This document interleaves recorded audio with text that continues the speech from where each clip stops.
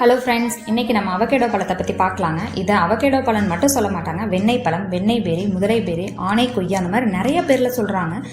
இதோட தாயகம் எதுன்னு பார்த்தீங்கன்னா தென் மற்றும் வட அமெரிக்காங்க. இந்த பழத்தில் என்ன இருக்குது அப்படின்னு கேட்குறீங்களா? இதில் 25க்கும் மேற்பட்ட ஊட்டச்சத்துக்கள் இருக்குங்க. நம்மள நிறைய பேர் இதை கேள்விப்பட்டிருக்கிறதுக்கு வாய்ப்பு இல்லை. இதில் vitamin K, vitamin C, vitamin B6, vitamin A, thiamine, folic acid, calcium, இரும்பு சத்து, மக்னீசியம், பாஸ்பரஸ், பொட்டாசியம், இந்த மாதிரி நிறைய சத்து இருக்குங்க. இதோட நன்மைகளை பார்க்கலாம் வாங்க.